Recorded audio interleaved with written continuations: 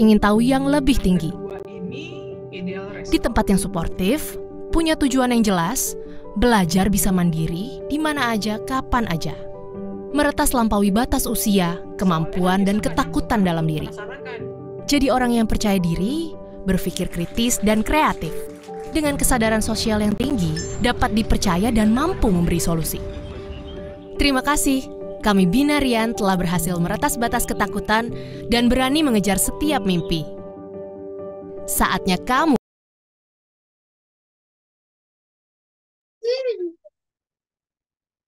Halo, selamat malam teman-teman semua.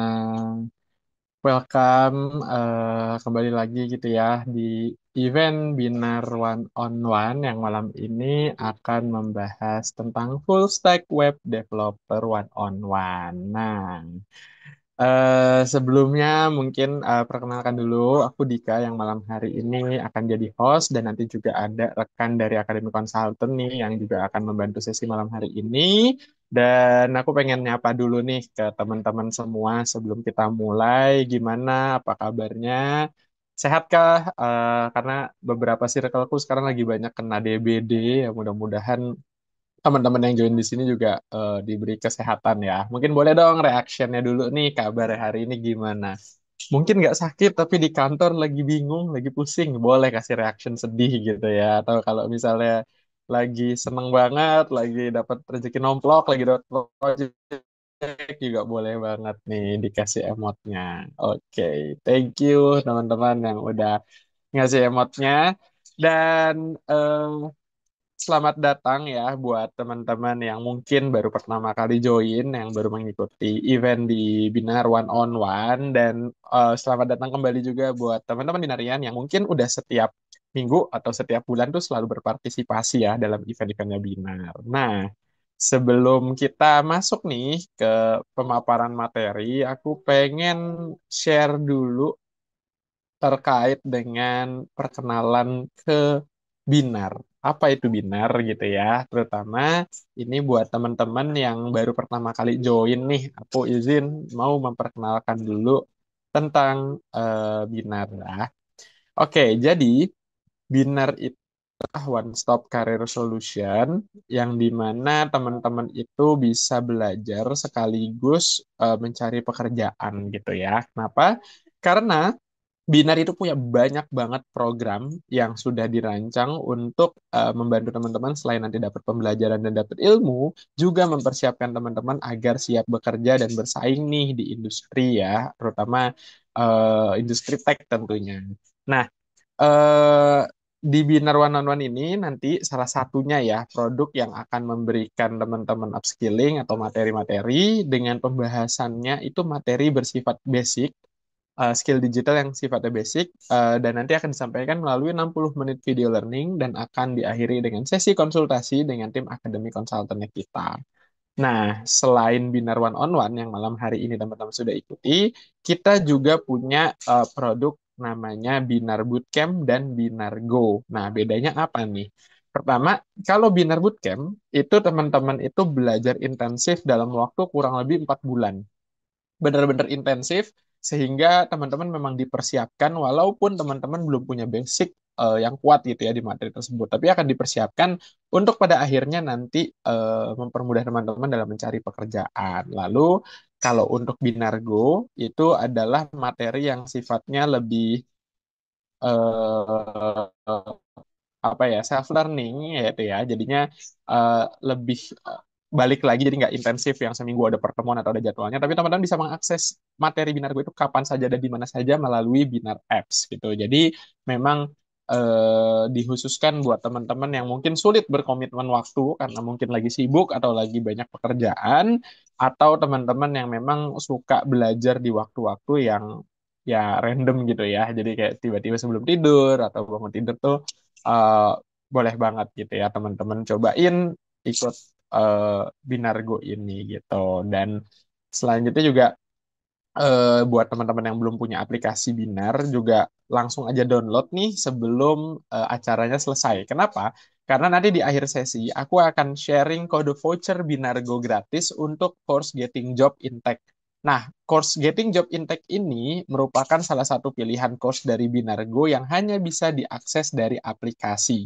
Jadi jangan sampai nanti pas udah aku bagiin kode vouchernya nih di penghujung acara, teman-teman masih belum punya aplikasinya, terus nanti jadi lama nih redeemnya ya, belum lagi registrasi account dulu gitu. Jadi buat teman-teman yang mumpung nih lagi introduction, download dulu aja dan langsung registrasi. Jadi nanti pas dapat kode vouchernya itu udah bisa langsung dapat gitu. Selain itu, Binar Apps itu juga punya banyak banget benefit. Yang pertama itu kita suka ada promo-promo lewat entah dari push notif atau dari message ya di dalam aplikasinya Binar gitu. Dan habis itu kita juga bisa explore namanya materi silver dan kurikulum secara gratis gitu untuk bootcamp. Nah, materi silver itu sendiri adalah materi gratis yang kita sajikan dan bisa diakses oleh teman-teman semua dari aplikasi atau websitenya kita. Dan materi silver ini juga merupakan dasar materi yang pada akhirnya sekarang disampaikan di Binar One on One. Jadi, banyak banget yang sering nanya, ada recording nggak? Ada sharing materinya nggak? Jawabannya nggak ada. Tapi teman-teman bisa mengakses materi yang disampaikan di Binar One on One ini melalui materi silver yang ada di aplikasi ataupun website kita gitu. Jadi nggak ada ruginya buat download aplikasi Binar. Dan selanjutnya juga history atau rekap perjalanan atau pembelajaran teman-teman tuh ke save semua nih di aplikasi. Jadi udah berapa kali ikut Binar One on One, apakah ikut bootcamp, apakah ikut Binargo itu bisa dilihat semua dalam satu tempat gitu ya. Dan aplikasi ini sudah tersedia di iOS ataupun di Android. Jadi bisa langsung aja cari di masing-masing di Play Store ataupun di Google Play Store-nya. Jadi buat download sebelum nanti di penghujung acara.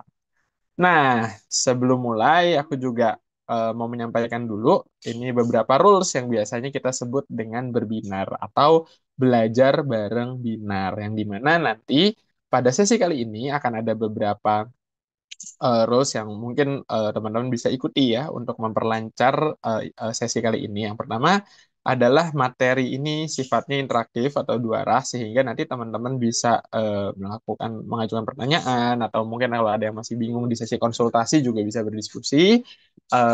Jadi bisa di ini ya perhatiannya bisa fokus gitu karena jangan sampai ketinggalan materinya gitu. Kalau bahasa orang-orang materinya daging sayang kalau ada yang keskip gitu ya.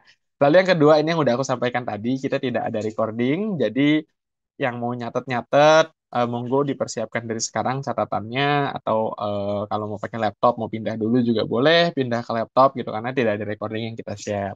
Lalu yang ketiga ada Q&A session, ini juga nanti berbarengan dengan sesi konsultasi yang akan disampaikan di akhir acara. Nah, penyampaian Q&A ini akan melalui link Mentimeter, jadi nggak dari open mic ataupun chat box, nanti dari link Mentimeter yang akan di-share di apa rutin gitu ya selama acara berlangsung. Jadi teman-teman bisa cek chat box kalau ada link Q&A itu bisa di klik aja buat menginput pertanyaannya. Lalu selanjutnya yang mau open cam boleh banget biar kelasnya terasa lebih hidup dan bisa saling mengenal satu sama lain ya, tapi tidak ada paksaan. Dan yang terakhir stay until the end dan jangan lupa juga nanti abadikan kesempatannya bisa foto, bisa share, bisa screenshot dan lain sebagainya dan share di akun profesionalnya teman-teman kayak LinkedIn gitu atau di Instagram juga boleh. Kenapa? Karena kegiatan positif seperti ini nih lumayan untuk menghiasi timeline-nya teman-teman gitu karena teman-teman sedang berusaha untuk meningkatkan gitu ya keilmuannya teman-teman. Jadi boleh banget di-share. Jadi siapa tahu ada HRD nanti yang ngelirik gitu ya untuk ditawarin pekerjaan baru gitu misalnya gitu. Jadi um, dipersiapin dan ini kita mungkin langsung saja untuk menghemat waktu langsung ke sesi penyampaian materi yaitu dari speaker kita hari ini Mas Bagus Pribadi selaku Head of Engineering dari Binar. Tapi sebelum nanti pemaparan materi kita coba tonton dulu video yang satu ini. Silahkan.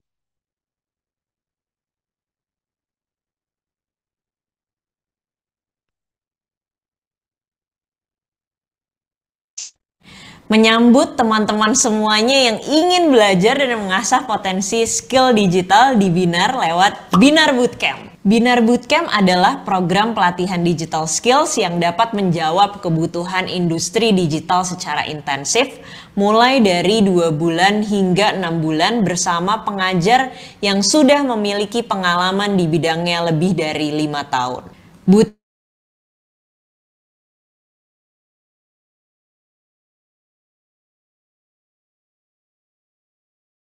belajar dan pengajar, sehingga dijamin belajar di Binar nggak akan bikin bosen. Dengan kapasitas ruang belajar yang kecil yang tidak sampai 50 orang di dalam kelas, kamu bisa berkolaborasi dan berdiskusi secara eksklusif, menjawab study case dan challenge yang diberikan oleh pengajar secara up to date sesuai dengan kebutuhan industri terkini. Untuk kamu yang masih awam di dunia industri digital, tenang aja. Selain kamu belajar soft skill dan hard skill di kelas, kamu juga akan mendapatkan bimbingan secara psikologi yang akan dibimbing oleh tim kami. Semua demi kenyamanan dan ruang yang aman untuk kamu. Terakhir, dan yang gak kalah pentingnya, setelah bootcamp di Binar, kamu akan dibantu disalurkan ke 150 lebih hiring partner yang tersebar di seluruh Indonesia dan Asia Tenggara, sehingga kamu bisa langsung merasakan betul bagaimana berkarir di industri digital. Dan saat ini di Binar, kita memiliki kelas yang terbagi di bidang produk, software engineering, dan data. Untuk produk ada kelas seperti product management, UI UX research, dan design. Untuk software engineering, kita ada kelas seperti full stack website, front end engineering, dan quality assurance. Untuk data, kita ada kelas business intelligence analyst dan data science. Gimana? Masih bingung ya milih kelasnya gimana? Aku ada sedikit tips yang semoga berguna untuk kamu. Pertama, cari tahu dulu minatmu. Tulis atau buat catatan kecil hal-hal apa aja sih yang kamu sukain. Mulai dari contohnya menggambar atau utak-atik aplikasi dan lain sebagainya. Yang kedua, riset tentang kelas-kelas yang ada di Binar. Kamu juga bisa cek website dan aplikasi Binar untuk explore definisi, kurikulum, dan output ketika lulus dari bootcamp di Binar. Tips yang ketiga adalah, ini yang paling penting, ikut Binar 101. Di sana kamu akan mendapatkan informasi dan simulasi singkat bootcamp di Binar sesuai dengan pilihan course kamu secara lebih detail. Mulai dari hal dasar, apa yang perlu dipelajari, apa yang didapatkan selama bootcamp, dan bahas studi kasus sederhana yang mudah dipahami. Penasaran kan gimana? Yuk daftarin langsung diri kamu dan belajar gratis di Binar 101 sekarang juga. Sampai jumpa di kesempatan berikutnya Binarian. Selamat malam. Halo, salam kenal. Oke, kita mulai ya sesi Binar 101 malam ini. Salam kenal semuanya. Mungkin buat di sini pasti banyak yang belum kenal juga sama aku. Kenalin aku Kenalin aku Bagus Pribadi, biasa dipanggil Bagus. Aku adalah Head of Engineering di Binar Academy dan juga Tech Director dan juga Co-founder di Dreamhouse Lab. Dan aku pun dulu starting karirnya sebagai Product Engineer di Gojek. Nah, sebelum kita mulai, sesuai tadi yang disebutkan sama Mbak Kalista, boleh ya teman-teman selama nanti sesi, monggo buat kalau ada yang mau screenshot terus naikin sosial media, yuk kita ramein sama-sama. Boleh tag IG aku di Sugabgab, double B ujungnya. Dan juga di LinkedIn juga, Bagus Pribadi, monggo dicari, kita connect biar kita saling kenal. Dan jangan lupa tag juga Binar Academy di IG maupun di LinkedIn. Dan terakhir, tag juga Mbak Ala, seperti biasa. Oke, sip. Oke, kita mulai ya pembahasan materi hari ini. Oke, materi yang aku bawakan adalah relate ke full stack web development. Apa aja sih materinya atau detailnya akan ada apa aja yang akan kita bahas. Yang pertama, kita akan perkenalan apa sih web development. Terus selanjutnya kita akan bahas sedikit terkait basic tools web development ada apa aja. Lanjut lagi, kita coba bahas yang agak teknis, pengenalan HTML dan juga CSS. Mungkin di sini teman-teman masih banyak yang belum tahu, apalagi yang bertujuan untuk shifting karir dari yang non-digital ke digital, pasti baru dengar HTML dan CSS ini apa. Terus selanjutnya akan bahas juga terkait dasar-dasar bahasa pemrograman untuk JavaScript. Dan yang paling terakhir itu ada literasi dan etika digital. Oke, nah kita di kehidupan sehari-hari di dunia kerja ataupun di luar dunia kerja, kita kan pasti sering banget nih pakai aplikasi Google, Facebook, Instagram, LinkedIn, TikTok, dan lain-lain. Tapi apa itu produk digital atau bukan? Nah, kita bahas ya, kita coba bedah ya di sesi hari ini. Oke, sekilas tentang produk digital. Produk digital ini adalah platform ataupun media yang digunakan dan dipasarkan melalui internet. Bentuknya ini berbeda-beda, teman-teman. Kita coba baginya jadi dua. Yang pertama, ada web-based application dan juga ada mobile-based application. Pembedaannya cukup simpel. Kalau web-based application artinya halaman atau produk tersebut itu tuh bisa kita akses langsung via website ataupun kita akses langsung via browser. Entah itu pakai Safari, pakai Google Chrome, pakai Mozilla, itu semuanya bisa.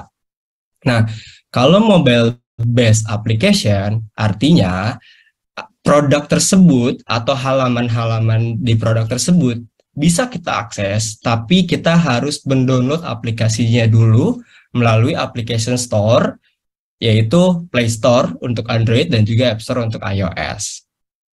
Nah, kita coba langsung lanjut ke bagian perkenalan web development ya, teman-teman. Nah, di setiap iterasi atau setiap pengembangan produk digital, itu ada suatu ekosistem yang selalu diimplement di semua tim ataupun semua digital company. Kita menyebutnya sebagai Software Development Lifecycle atau sering banget disingkat jadi SDLC. Nah, ada beberapa poin penting nih dalam SDLC tersebut. Nah, untuk SDLC ini terdapat beberapa orang atau beberapa peran yang semuanya ini punya kaitan atau hubungan timbal balik. Ada product manager, ada UI UX designer, ada front end, ada back end, ada quality assurance. Front end dan back end ini sering banget kita sebut sebagai web developer.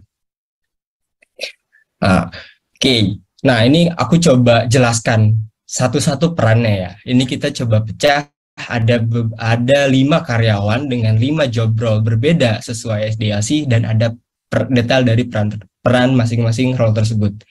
Yang pertama, misalkan Kim Joko. Kim Joko ini sebagai product manager. Product manager ini bertanggung jawab untuk mengatur, merancang suatu produk agar memiliki kualitas yang baik sesuai dengan kebutuhan, mulai dari proses ideasinya, eksekusi ide, sampai penggunaan produk ini oleh entah itu internal user ataupun untuk public user. Itu tugasnya atau perannya product manager di situ. Next ada Bintan. Bintan ini UI UX designer. Nah, UI UX designer ini dia menginisiasi dan juga nge-convert nih, merubah kebutuhan dari product manager yang awalnya dia hanya menjelaskan secara verbal ataupun by text.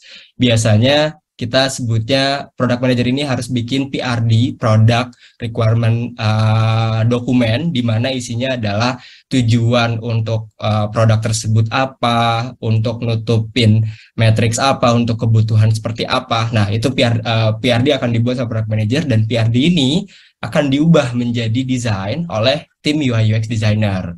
Jadi nanti tim UI UX designer ini bakalan nge-mappingin, oke, kebutuhan dari product manager ini dari mana sampai mana. Misalkan dari mulai user tersebut login sampai user tersebut bisa mengganti profilnya. Nah, UI UX designer ini bakal memetakan user journey dengan bentuk desain dan juga flow ataupun user experience seperti apa, ya kan?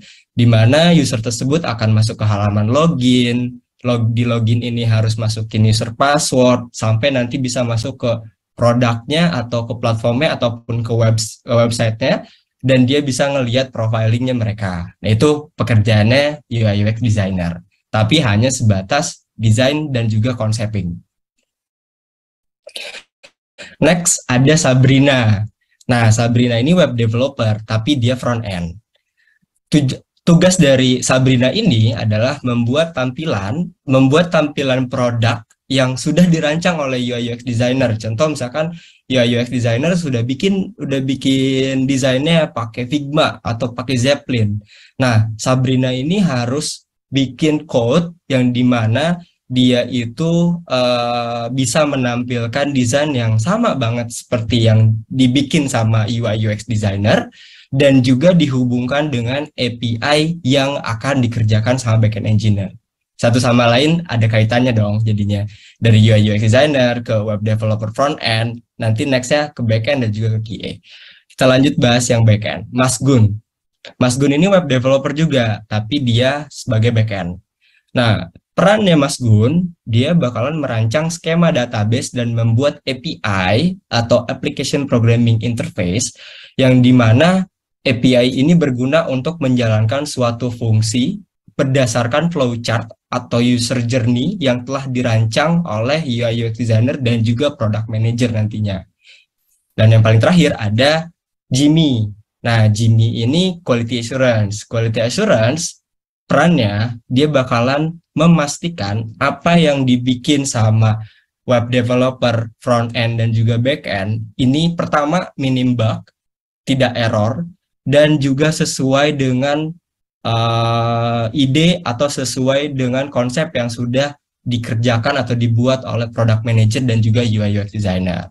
Nah, proses SDLC kurang lebih seperti itu. Satu sama lain bakal berkaitan. Oke, kita lanjut. Sabrina web developer. Terus Mas Gun itu backend. Nah, apa sih bedanya gitu kan? Dan terus full stack web developer ini ngapain gitu. Nah, jadi gini, dalam web development itu ada dua bagian yang harus kita kerjakan. Yang satu adalah front end dan yang satu adalah back end.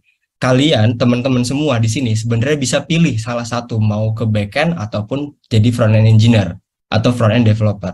Itu sama aja, sama-sama web developer sebenarnya ujung-ujungnya, tapi full stack web developer ini apa? Nah, full stack web developer adalah seorang developer yang dia bisa membangun website dari dua sisi. Jadi dia bisa mengerjakan untuk front end-nya dan dia bisa mengerjakan untuk back end-nya. Jadi lebih efisien dong. Yang harusnya kita perlu back end developer karena kita front end. Tapi karena kita belajar juga full stack, jadi kita nggak perlu ada partner yang beda sisi kayak gitu.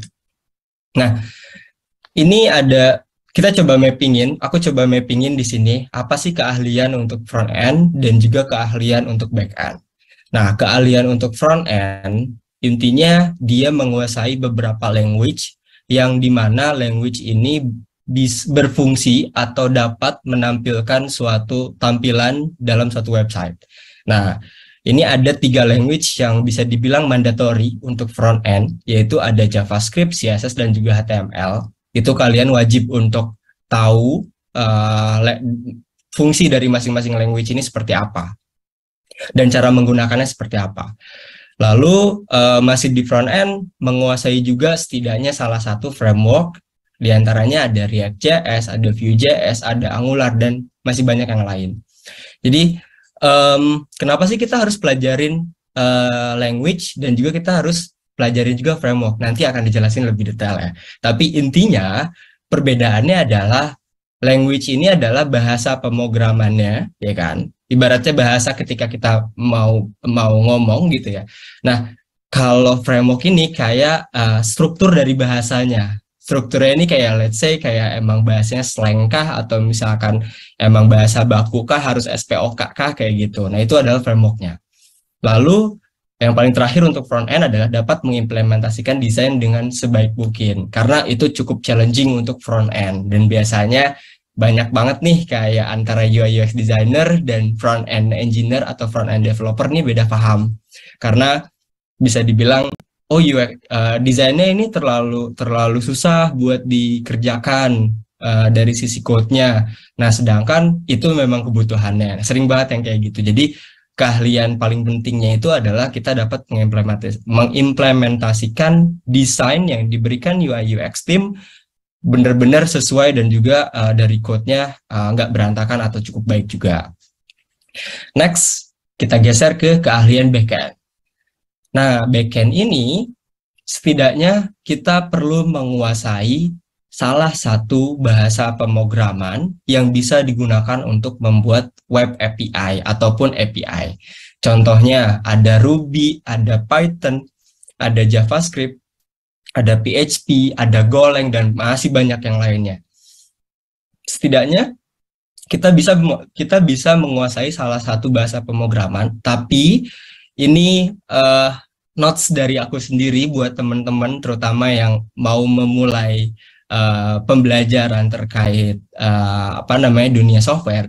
Jangan kalian sekali-kali menghafalkan code di suatu language, tapi coba kalian pahami, kalian hafalkan, kalian pelajari alur dari bahasa pemrograman tersebut. Karena bahasa pemrograman ini bisa dibilang setiap saat ini cepet banget perubahannya sekarang. Beda banget kayak awal-awal 2014, 2015 itu kan kayak evolusinya panjang gitu ya. Nah, kalau sekarang ini bahasa pemrograman ini cepet banget berubahnya. Jadi jangan sekali-kali kalian hafalkan code, tapi coba kalian hafalkan alurnya agar kita apa yang kita kuasai ini nggak sebatas dalam satu bahasa aja. Ketika kita ada tuntutan untuk pindah bahasa, entah itu karena memang tuntutan company ataupun karena ada performance issue dan lain-lain, kita cukup gampang untuk switching konteksnya kayak gitu.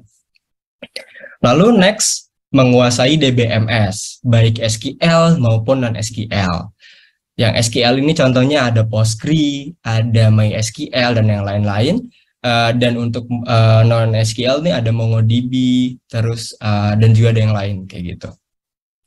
Terakhir adalah menguasai desain database. Nah, ini sebenarnya biasanya cukup diabaikan untuk teman-teman di backend yang apalagi yang baru ya, yang baru terjun di dunia software.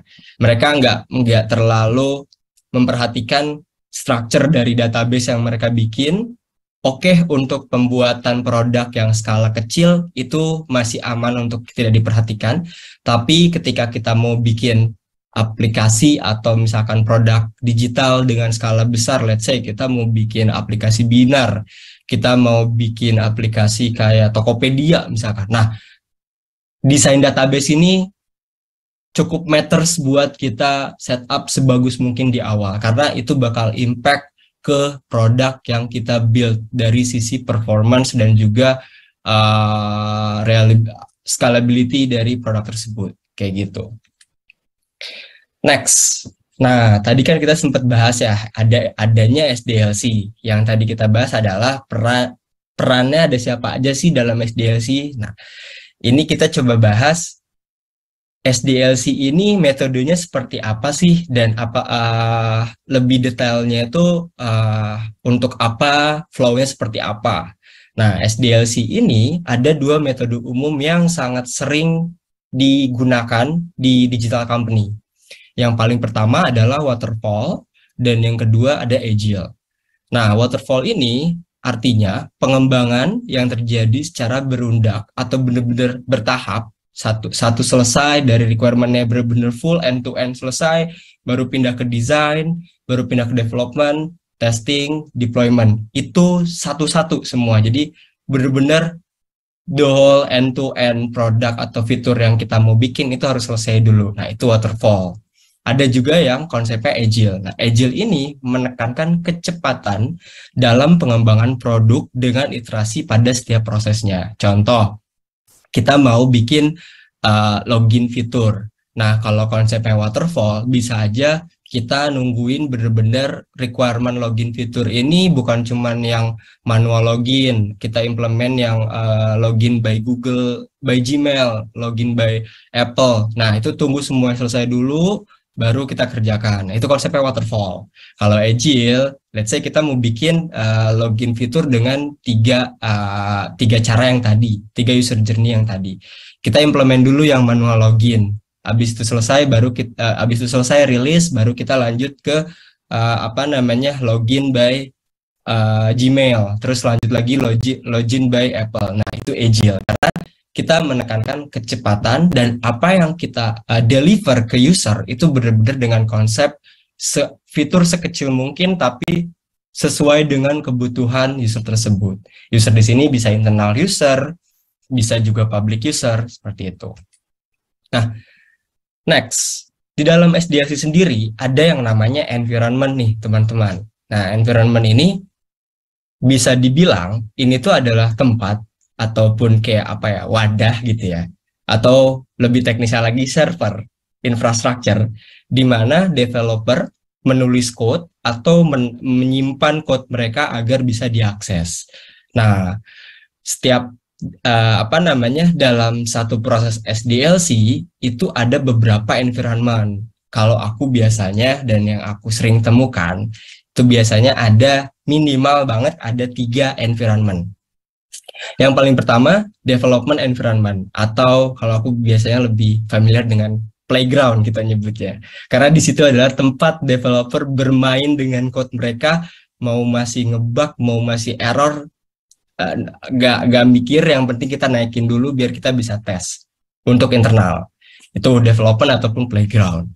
Terus ada staging. Nah, staging ini tuh tempat di mana dilakukannya testing sebelum fitur atau sebelum produk yang kita bikin itu dirilis atau dipublish ke end user. End user dalam artian entah itu customer, user public ataupun ke internal company, seperti itu. Lalu ada production environment. Nah, production environment ini adalah tempat atau infrastruktur terakhir di mana semua code dan juga software itu sudah dirilis dan sudah bisa digunakan oleh end user. Seperti itu kurang lebih. Dan di sini pun di mana kita bisa ngelihat kita bisa melakukan maintenance untuk si software yang sudah kita bikin. Itu ada di production environment.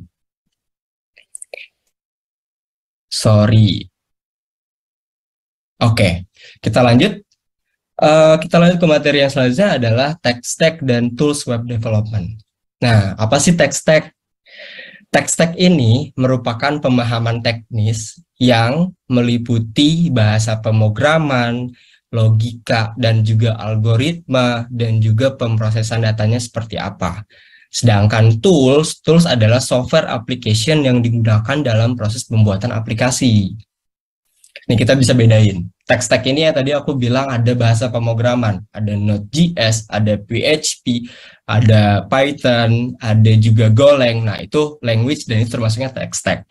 Terus tadi juga aku sempat bilang adanya database dalam tech stack tersebut. Nah, atau pemrosesan data. Di sini ada SQL, terusnya ada let's say database kita pakai Postgre, pakai MySQL ataupun pakai MongoDB. Nah, itu tech stack. Terus ada juga yang di mana framework. Nah, framework ini termasuk tech stack juga. Contoh React.js, terusnya Vue.js. Ini kan basicnya JavaScript, tapi dia adalah suatu framework yang digunakan oleh developer front-end. Lalu, tools ini apa? Tools ini contoh ada terminal, shell, IDE, Git. Nah, ini adalah tools yang digunakan sama developer agar mereka bisa membuat code atau membuat software yang emang mereka inginkan atau produk yang emang sudah dikonsep. Seperti itu. Oke, lanjut. Oke, tadi kan aku sebutin ya, kalau salah satu tech stack ini adalah bahasa pemrograman. Nah, apa sih bedanya antara bahasa pemrograman, terusnya framework, dan juga apa library. Nah, ini nanti aku jelasin di slide selanjutnya. Cuman aku jelasin dikit, bahasa pemrograman merupakan serangkaian bahasa yang digunakan buat ngeproses input menjadi output. Simpelnya seperti itu, teman-teman. Nah, terus framework adalah kayak apa ya, bisa dibilang framework ini kayak SOP ketika kita mau nge-code di dalam suatu language ataupun di suatu framework tersebut. Nah, mungkin detailnya ada di slide selanjutnya. Aku lanjut langsung ya. Nih, aku coba analogiin produk digital ini adalah burger ataupun sandwich kayak gitu kan. Nah, bahasa pemrograman ini adalah bahan dasar untuk bikin burger itu. Contoh, ada daging, ada roti, ada keju, ada tomat, dan yang lain-lain kayak gitu. Framework ini adalah susunannya. Nggak mungkin kan kita mau bikin burger, tapi yang paling bawah ini adalah daging. Itu kan jadi agak beda ya burgernya gitu kan. Nah, yang paling bawah kan udah pasti roti yang slice bawah ya kan. Terus abis itu baru dagingnya, baru keju dan yang lain-lain, dan baru ditutup dengan roti lagi. Nah, itu adalah framework, di mana adalah arsitektur atau susunan arsitektur dan standarisasi code agar lebih rapi dan juga kita bisa lebih mudah membaca di kemudian hari just in case ada isu, bug, ataupun ada iterasi selanjutnya atau perubahan fitur. Itulah gunanya framework, karena akan lebih rapi code-nya. Mungkin nanti teman-teman kalau udah terjun ke dunia coding, teman-teman bakal sebel sendiri ketika teman-teman ngelihat code dari teman-teman semua di awal-awal belajar coding yang tanpa framework dan setelah mempelajari suatu framework. Pasti kayak, wah nih code aku dulu kayak berantakan banget ya buat dibaca. Nah, pasti ya ada satu titik di mana kita ngerasa seperti itu. Lalu yang terakhir ada library. Nah, library ini adalah tools buat mengoptimalkan fungsi fitur atau menambahkan fungsi fitur yang dapat digunakan sesuai kebutuhan. Kalau di analogi burger tadi, library ini adalah saus yang kita pakai di burger atau mayonnaise kayak gitu. Itu adalah library. Oke, kita lanjut ke poin selanjutnya adalah pengenalan HTML dan juga CSS. HTML ini singkatan. Jadi kalau detailnya ini adalah Hypertext Markup Language. Apa sih Hypertext Markup Language ini? Hypertext Markup Language adalah teks yang ditulis dengan format tertentu yang nantinya bakal jadi tampilan pada layar browser. Kayak gimana sih contohnya HTML itu? Nah, contoh nih teman-teman, kalau misalkan ini contoh simpel yang sudah mengimplementasi HTML ya. Kita pasti teman-teman nggak mungkin dong nggak ada yang punya WhatsApp atau nggak ada yang pakai WhatsApp. Pasti mostly kita chattingan pakai WhatsApp. Di WhatsApp itu kita bisa bikin satu teks atau kalimat ketika di-send teksnya ini jadi tebal atau jadi bold dengan cara nambahin bintang di awal kata atau di awal kalimat dan juga di akhir kalimat atau di akhir kata. Nah, itu adalah contoh implementasi HTML, teman-teman. Jadi intinya HTML di sini adalah dia tag yang berfungsi untuk menampilkan suatu value dengan dengan style tertentu yang akan dikombin dengan CSS nantinya. Nah, ini ada part dari HTML yang perlu kita ketahui. Part dari HTML ini ada 3. Ada elemen, ada konten, dan juga ada tag. Nah, untuk elemen, kita bisa lihat nih, kalau teman-teman ngelihat kursor aku ya, biar lebih jelas. Elemen ini adalah the whole HTML code. Ini adalah elemen. Satu line ini adalah elemen. Di mana ada open tag, ada close tag. Nah, ini adalah elemen disebutnya. Terus tag dan konten ini mana? Tag dan konten adalah ini. H1 dengan ada buka kurung, tutup kurung, dan ini H1 buka kurung, slash tutup kurung, ya kan? Ini adalah tag. Dan juga Bingle ini adalah kontennya. Kayak gitu. Suatu teks HTML itu bisa kita sebut sebagai elemen jika di depannya ada opening tag dan juga ada closing tag. Opening tag itu adalah tag HTML yang kita langsung ketik di sini tanpa kita tambahin slash. Kalau ada slash artinya itu closing tag. Seperti itu teman-teman. Nah, tag HTML ini ada apa aja sih? Tag HTML ini banyak banget. Ada H1, H2 dan seterusnya. Ada P, ada strong, ada IMG, ada UL, LI, BR, div, dan masih banyak tag-tag lain yang ada di HTML. Nah, cuman ini ada beberapa kayak penjelasan dari tag HTML dan juga fungsinya. H1, H2 itu menampilkan heading. Kalau misalkan di Microsoft Word, kita kan bisa ubah ya, kayak teks ini tuh jadi heading yang H1, H2, stylingnya seperti apa. Nah, itu adalah salah satu tag HTML juga. Terus, yang aku mau highlight di sini ada IMG. IMG di sini adalah untuk menampilkan sebuah gambar. Lalu ada BR, BR ini untuk new line. Kayak gitu. Jadi kalau di Microsoft Word itu kayak kita klik enter new line, nah itu BR seperti itu. Nah, terus dalam HTML ada juga yang namanya atribut. Bukan cuman tag aja, tapi di dalam tag tersebut kita bisa menampilkan atribut. Dan ini atribut ini jadi salah satu kewajiban yang harus ada dalam suatu tag HTML untuk spesifik tag. Contohnya ada yang IMG. Kalau kita mau ngebuka gambar, IMG doang nggak mungkin dong, karena kan ibaratnya kita mau nampilin gambar yang mana gitu. Makanya kan khusus yang IMG, ya kan, IMG ini harus ada atribut lain, yaitu yang SRC, di mana fungsi dari atribut ini atau fungsi dari si SRC ini adalah menentukan lokasi gambar tersebut tuh adanya di mana. Dari SRC sampai ujung kutip ini adalah atribut. Nah, kalau value dari atribut tersebut adalah yang ini, URL si image-nya. Next, nih aku kasih lihat perbedaan antara kita membuat produk menggunakan HTML only dan HTML dan CSS. Kita bisa ngelihat di sini. Kalau HTML only kita cuman bisa mainin H1, H2, bold, new line, cuman segitu aja. Jadinya akan seperti gambar yang di sini, sampel yang di sini. Jadi ibaratnya bener-bener plain aja gitu kan. Kayak nggak ada warna yang berbeda atau tampilan yang berbeda. Nah, itu HTML aja berarti.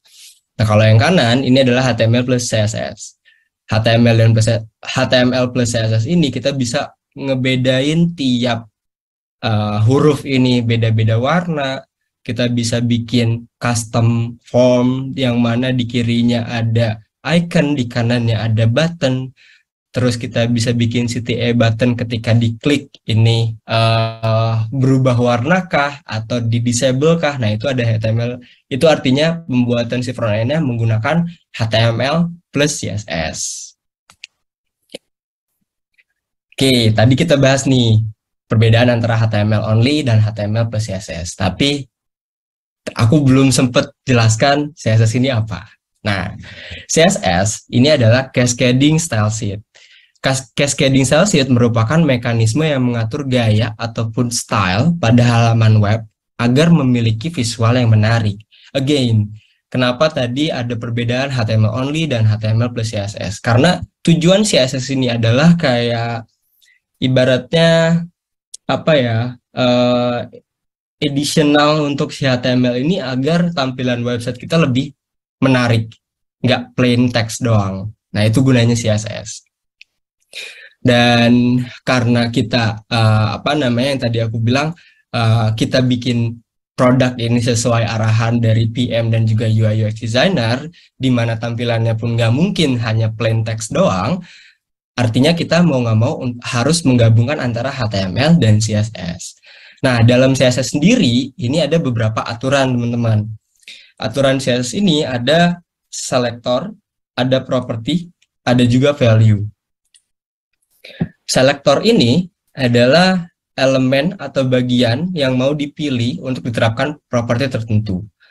Properti ini adalah kita mau ngerubah apa nih di dalam selector tersebut. Kita mau ngerubah color, kita mau ngerubah font size, kita mau ngerubah font family-nya apa, kita mau ngerubah warna warna outline-nya seperti apa. Nah, itu bisa kita set as a property-nya. Lalu value ini contoh color mau dibikin warna hijau.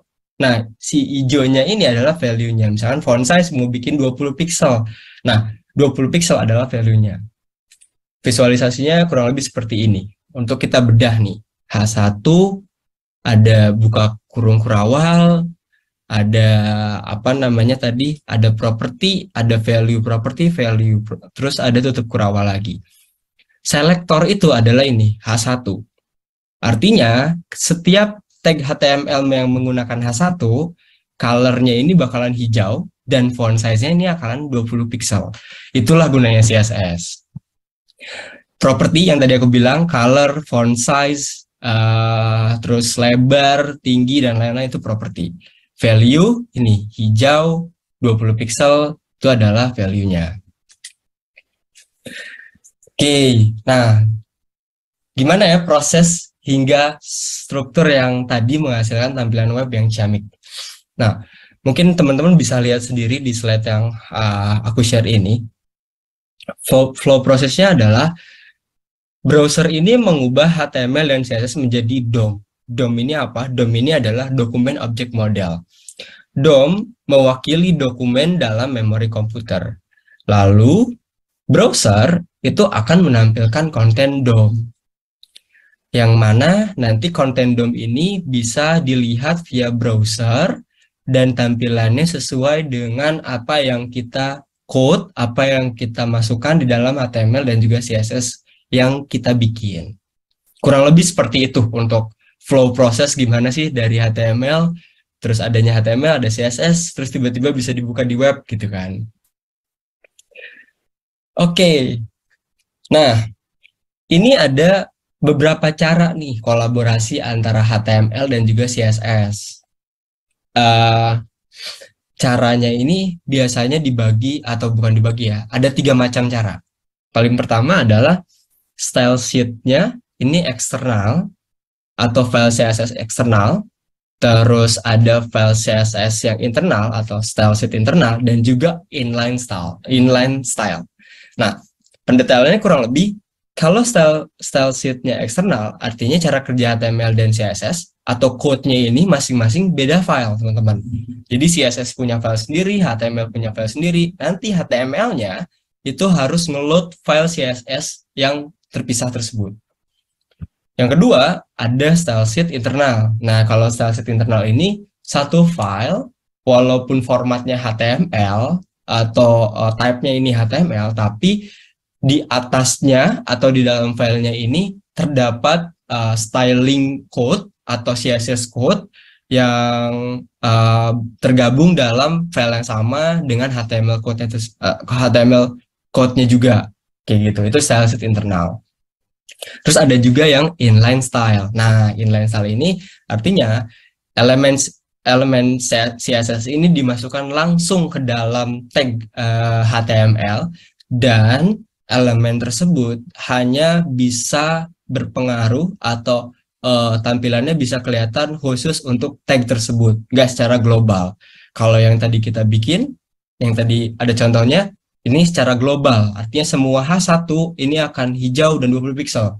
Tapi kalau styling ini dimasukin inline, berarti hanya di tag tersebut, yang dimana H1-nya colornya hijau dan juga font size-nya 20 pixel.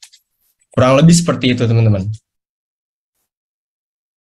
Oke, sorry. Ini pindah-pindah. Oke, lanjut. Ada juga setelah kita udah selesai semua, terus kita udah kita udah deploy websitenya, pasti kan yang namanya kita as a developer sering banget kayak nemu bug, atau misalkan kayak oh ini nggak apa namanya nggak sesuai nih tampilannya. Gimana caranya kita bisa ngelihat langsung atau debug di mana sih code kita yang salah. Nah, teman-teman bisa baca juga di sini salah satu potensi masalah saat mengintegrasikan HTML dan CSS adalah adanya error code sehingga tampilannya tidak sesuai dengan ekspektasi. Debuggingnya itu sebenarnya cukup gampang karena kita pun bisa langsung via browser untuk inspect code kita atau bisa disebut sebagai inspect element biar kita bisa ngelihat langsung oh button yang ini ternyata width-nya kurang atau misalkan satu yang ini font size-nya ternyata kebesaran. Kita sebenarnya bisa langsung via browser kita inspect elemen. Setelah inspect elemen ini kita langsung bisa ubah-ubah secara temporary ya teman-teman ya. Setelah kita ubah-ubah dari browsernya, baru kita masukkan si code tersebut ke dalam file code yang kita bikin. Contohnya kayak gini. Ini adalah cara debugging HTML dan CSS. Jadi teman-teman coba aja sambil coba juga monggo teman-teman buka website, entah itu website apapun, ke teman-teman coba klik kanan, inspect elemen, pasti muncul seperti ini. Dan coba sama teman-teman buat di klik, cari yang yang ada inline style-nya. Coba teman-teman langsung masukin kayak ubah font size, ubah warna, dan lain-lain, itu pasti bisa. Oke. HTML, CSS, perkenalan web development sudah sudah lewat materinya, dan kita lanjut ke materi selanjutnya adalah dasar-dasar pemrograman JavaScript. Oke, JavaScript ini adalah bahasa pemrograman yang cukup banyak dipakai untuk web development. Nah, struktur code JavaScript sendiri ini ada beberapa, ada statement, ada semicolon, dan juga ada comment. Statement ini adalah statement ini berfungsi untuk memberi suatu perintah atau sekedar ngasih info ke komputer, itu statement. Terus semicolon ini adalah unsur titik koma untuk memisahkan statement jika ingin menulis statement dalam satu baris. Nah, ini hal yang bisa dibilang cukup wajib kalau di JavaScript. Terus ada comment. Comment ini adalah kode yang digunakan untuk menulis catatan. Jadi sebatas catatan aja kalau misalkan kayak menjelaskan logic dari code yang ada di bawahnya ini atau fungsi di bawahnya ini ngapain. Jadi dan gini teman-teman, biasanya untuk kita yang baru banget terjun ke dunia development, dunia software development, kita sering banget kayak melupakan untuk komen ini nih. Jadi biasanya kalau kita baru terjun ke dunia development, kita nggak mikirin si detail dari fungsi ini, atau kita tidak menjelaskan dalam code-nya langsung detail dari fungsi yang kita bikin, ya kan, atau dari code yang kita bikin. Nah, itu adalah kesalahan simpel yang bisa bikin masalah besar di kedepan hari sebenarnya. Kenapa? Karena asumsiin yang akan pegang produk tersebut atau yang akan pegang code tersebut bukan cuman kita. Itu bakalan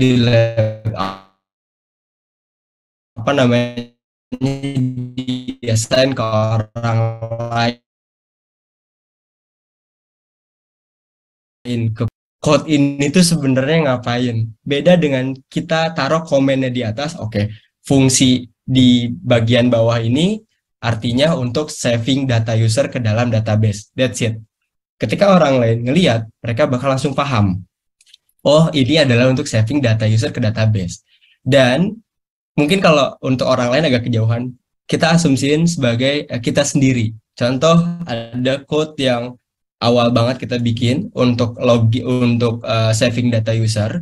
Ternyata setelah beberapa bulan terkelewatin atau misalkan lebih dari 1 tahun, kita harus revisit code tersebut karena kita harus nambahin field baru untuk user gitu ya. Nah, dengan nggak adanya komen, kita harus tracing mana nih ya sebenarnya code untuk saving data user ke database. Tapi dengan adanya komen, kita tinggal cari aja. Oh, ini loh fungsi untuk saving data user ke dalam database. Sesimpel itu, secepat itu nantinya. Ini makanya komen ini jangan sampai dilupakan. Oke, ini ada contoh code-nya. Ini ada contoh statement dan juga semicolon. Nah, ini statement ini yang console log, pertanyaan. Nah, ini adalah contoh statement. Titik koma, ini adalah semicolon. Artinya ini ada console log pertanyaan 1. Dia outputnya untuk ngeluarin ini pertanyaan 1 dan juga pertanyaan 2. Tapi dalam satu line yang sama. Itu gunanya semicolon di JavaScript. Lalu ini contoh komen. Yang tadi aku bilang, komen ini berguna untuk kasih tahu diri kita sendiri ataupun developer lain agar dia paham code di bawah ini ngapain. Di sini ada kode di bawah ini berguna untuk ngehack NASA, misalkan kayak gitu. Nah, ini baru muncul sih, baru kita ketik untuk statement-statementnya yang akan kita masukkan di JavaScript. Nah, next ada variabel. Variabel ini bukan cuma JavaScript doang. Variabel di semua language tuh bakal pasti ada, ya kan. Cuman JavaScript ini bisa dibilang ada beberapa cara untuk kita nge-save variabel atau nge-state variabel. Tapi beberapa caranya ini ada plus minusnya atau misalkan ada karakteristik sendiri. Variabelnya ini ada satu, ada var, ada let, ada cons. Nah, dari 3 yang tadi itu punya karakteristik beda-beda nih. Ada 4 karakteristik yang berbeda untuk jenis variabel. Pertama ada scope, ada reassign, ada redeclare, ada hoisting. Ini tuh nanti slide selanjutnya kita bisa ngelihat kayak mana aja yang bisa semua, mana yang nggak bisa. Cuman penjelasan sedikit. Scope ini yaitu cangkupan atau jangkauan program yang ditandai dengan tanda kurung kurawal atau curly brackets, ya kan. Umumnya variabel dalam suatu scope akan dianggap sebagai local scope sehingga tidak bisa dibaca oleh scope lain. Jadi scope ini artinya kalau misalkan kita bikin variabel di dalam satu fungsi, ya kan. Nah, di fungsi lain variabel itu kita nggak bisa panggil, atau di dalam satu bisa dibilang kalau si kurung kurawal ini let's say satu kelas lah gitu ya, satu kelas di mana dia nggak bisa dipanggil di kelas lain. Ada reassign. Reassign itu adalah suatu variabel yang bisa diubah nilainya, bisa diubah atau enggak. Nah, itu reassign kita disebutnya. Terus ada juga redeclare.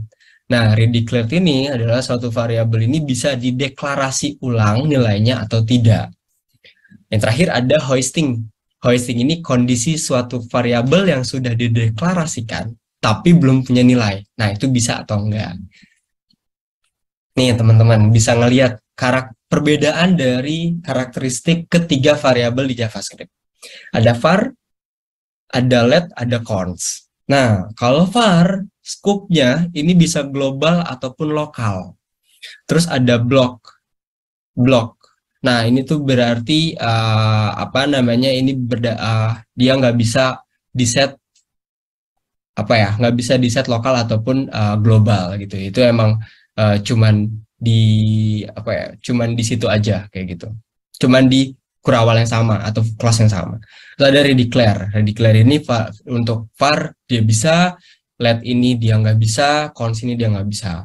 Reassign, yes, dia untuk var ini bisa, untuk let ini yes juga artinya bisa, cons ini no untuk reassign. Lalu untuk hoisted itu cuman bisa di var, di let dan juga di cons ini nggak bisa. Dan ini semua nggak ada gimana ya? Ini tuh cuma guideline kita, tapi di sisi lain kita mau pakai yang manapun itu terserah kita sebenarnya, tergantung kalau aku sih biasanya ke kebutuhan dan juga kebiasaannya seperti apa. Atau kalau lebih advance lagi itu bakal ngelihat dari framework ataupun structure code yang kita gunakan atau kita implementasikan di code kita. Itu yang menentukan kita pakai variabel yang mana. Oke. Nah, terus untuk penggunaan atau deklarasi suatu variabel ini ada ketentuannya juga teman-teman buat di JavaScript. Ketentuan yang pertama, nama itu, nama variabel atau ketika kita declare variabel itu harus menggunakan atau harus mengandung huruf, angka, ataupun simbol dolar dan juga underscore atau garis bawah ini. Nah, terus yang ketentuan kedua ada karakter pertama ini tidak boleh angka. Jadi teman-teman bisa lihat sendiri paling kanan ini ada var nama 123, aku Sabrina, ini benar nih penulisannya. Tapi kalau 123 nama, ini nggak boleh. Ini penulisannya salah. Dan itu tidak akan berjalan di JavaScript. Oke. Ini ada sedikit exercise ya. Apakah penulisannya sudah tepat? Var P sama dengan 3.1. Nah, penulisan variabel ini itu udah sesuai dengan kaidah ataupun struktur code yang ada di JavaScript. Namun, penggunaan jenis variabelnya kurang cocok. Kenapa? Karena ini harusnya variabel const, bukan variabel var. Soalnya PI ini adalah nilainya konstan, tidak akan berubah-berubah. Itu teman-teman. Oke, kita lanjut. Wah, ini agak teknis. Ada tipe data kalau di JavaScript itu. Sebenarnya di semua language pun ada tipe data, cuma di JavaScript ini kadang kita kalau teman-teman baru terjun ke JavaScript pasti ini jadi hal yang diperhatikan banget gitu. Nah, tipe data dalam JavaScript ini ada dibagi dengan dua kelompok. Tipe datanya ini ada data primitif dan juga ada data non primitif. Data primitif adalah sudah disediakan langsung oleh JavaScript-nya dan bisa secara langsung mempresentasikan suatu nilai, string, number, boolean, null, undefined. Lalu juga ada non primitif. Nah, non primitif ini data yang dibuat sendiri oleh developer, yaitu ada array dan juga objek. Tipe data primitif itu ada string, number, boolean. Nah, mungkin teman-teman bisa baca sendiri dan aku yakin teman-teman pun udah paham string ini apa, number ini apa, boolean ini apa. Ini super dasar kalau di bahasa pemrograman ya. String ini adalah tipe data yang menyimpan karakter sebagai nilainya. Bisa format huruf, angka, simbol, dan sebagainya. Kalau number, artinya ini tipe datanya number only atau integer. Ataupun floating number. Antara angka yang emang bilangannya bulat sama angka yang bilangannya desimal. Lalu ada boolean. Boolean ini cuma punya dua nilai, true or false. Ada null. Tipe data null ini artinya kosong gitu ya, tidak ada data atau tidak ada value dalam field tersebut. Lalu ada undefined. Undefined ini ya sesuai dengan namanya, ini nggak ada sumber nilai pada data tersebut. Oke, lalu yang data non primitif itu ada objek. Objek ini adalah tipe data yang menyimpan koleksi tipe data yang lain. Lalu ada array. Array ini adalah data yang menyimpan kumpulan tipe data primitif. Bedanya sama objek, penyimpanan data di dalam array ini dipetakan dengan indeks. Oke, tadi kita sempat bahas terkait JavaScript, ada statement, semicolon, dan juga ada apa? Aku lupa nih satu lagi nih. Gue juga lupa. Sebentar. Oke, ada statement, ada semicolon, ada comment. Kita balik lagi dulu nih ke bagian statement.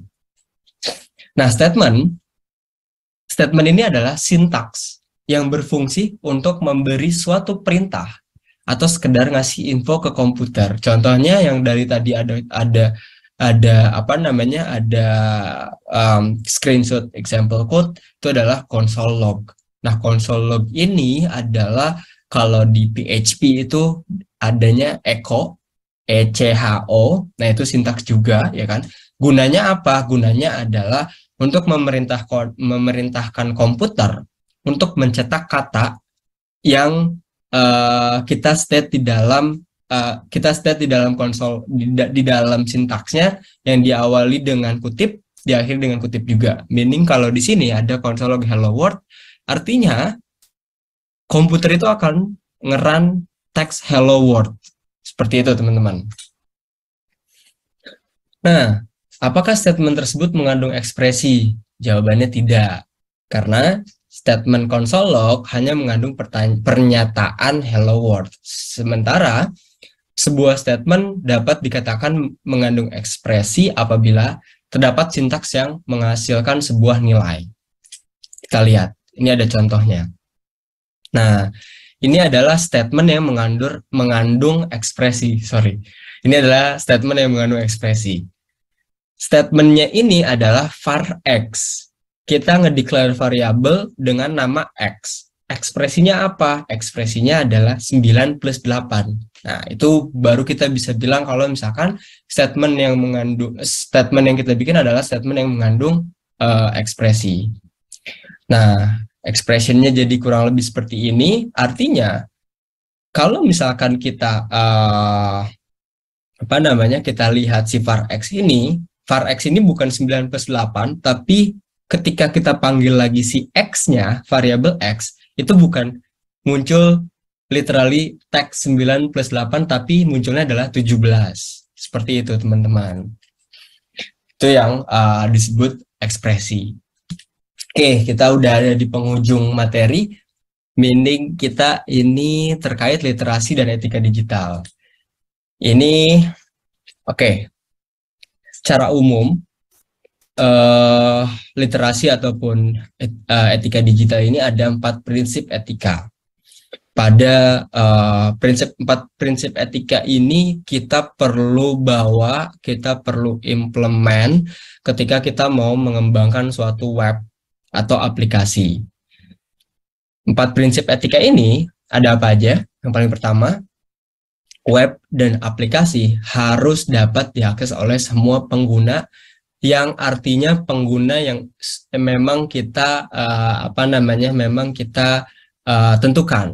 Contoh, kita mau bikin back office dashboard misalkan, atau misalkan yang lebih common, admin panel deh gitu misalkan. Admin panel kan penggunanya adalah internal company. Artinya semua tim atau semua employee dalam company tersebut yang memiliki akses itu bisa mengakses admin panel yang kita bikin. Kalau misalkan kita mau bikin website untuk company profile kita, artinya semua user siapapun itu bisa untuk mengakses website tersebut. Yang selanjutnya ada web dan aplikasi harus dapat digunakan di mana aja. Nah, gini loh teman-teman, biasanya kita selalu lupa kalau misalkan di awal-awal kita mau bikin website, tapi desain yang dibuatkan hanya desain website. Belum,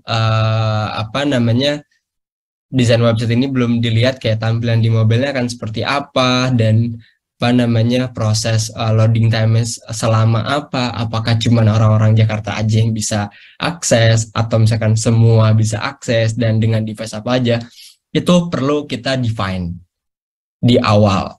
Itu benar-benar itu adalah etika penting juga yang kita harus tekenin dalam diri kita ketika kita mau jadi web developer. Oke, selanjutnya web dan aplikasi harus menghormati privasi dan keamanan pengguna. Nah, ini cukup penting nih, dimana banyak banget sebenarnya ketika kita membuat code atau misalkan kita membuat software ataupun produk gitu, terutama website, kita lupa dengan etika etika terkait privasi dan juga keamanan pengguna. Jangan karena kita bisa mengakses database user, kita seenaknya untuk ngelihat detail privacy dari salah satu user yang terdaftar di website kita. Itu nggak boleh. Dan bukan cuman nggak boleh untuk melihat ataupun menyebarkan, tapi keamanan dari website dan juga data tersebut itu perlu banget kita perhatikan. Itu teman-teman. Terus yang paling terakhir, seorang developer harus menghargai dan menghormati developer lain. Salah satunya dengan cara tetap kita bikin komen untuk menjelaskan fungsi dari code yang ada di file tersebut. Salah satunya, hal simpelnya seperti itu. Dengan cara itu, kita sama aja kayak kita ngehargain dan menghormati juga developer lain ketika mereka melihat code kita, ada kewajiban mereka untuk merubah suatu fungsi dan lain-lain, mereka bisa lebih cepat juga untuk paham. Kurang lebih seperti itu teman-teman. Oke, ya kita udah selesai materi dari aku, dan mungkin selanjutnya boleh dilanjut untuk sesi konsultasi sama tim akademik konsultannya Binar ya. Oke, terima kasih Mas Bagus. Tadi sudah menyampaikan materinya. Ya, tadi seru banget ya teman-teman. Ada banyak banget hal yang apa ya, kayak dianalogikan dengan hal-hal yang dasar gitu ya. Kayak tadi ada burger-burger juga gitu analoginya. Nah, jadi selanjutnya kita akan masuk ke sesi konsultasi. Tapi sebelum masuk ke sesi konsultasi, nanti akan ada presentasi dulu nih terkait dengan produk-produknya Binar. Nah, cuman sebelum masuk ke sesi selanjutnya, yang hari ini ada Mbak Desi ya yang akan ini mengisi.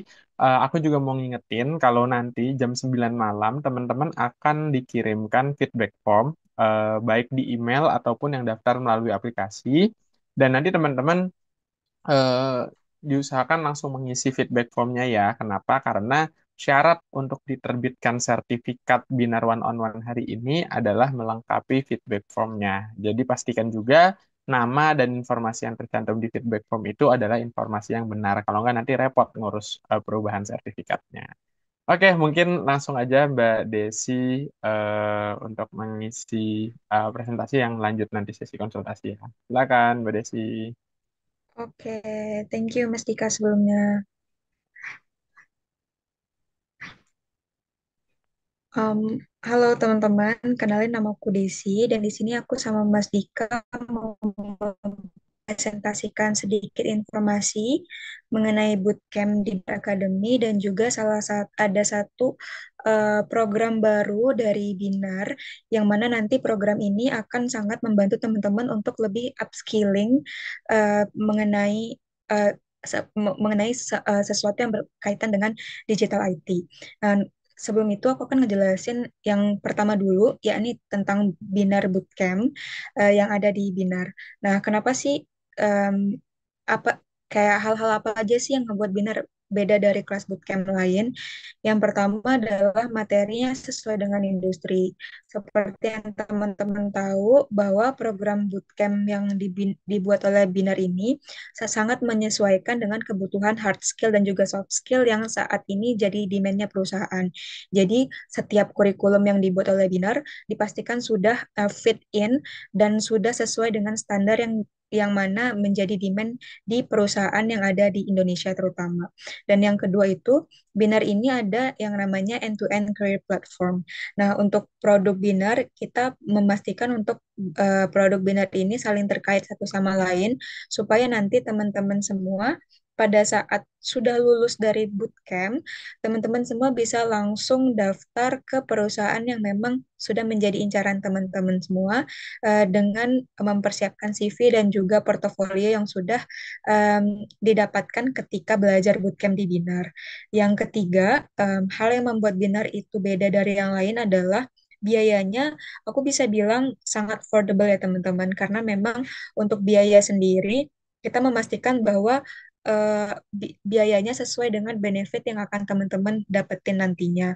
Yang terakhir itu pastinya high quality karena memang untuk kurikulumnya ini sudah tersertifikasi yang namanya Education Alliance Finland, yang mana memang sertifikasi ini diterbitkan oleh EAF, yang mana memang negara Finland adalah salah satu negara yang memiliki uh, kualitas pendidikan terbaik di dunia. Yang terakhir, benefit yang terakhir yang teman-teman akan dapetin adalah Binarian Community dan Alumni Network. Apa sih fungsinya ketika teman-teman join ke yang namanya Binarian Community? Yang pasti teman-teman akan dapat yang namanya koneksi baru.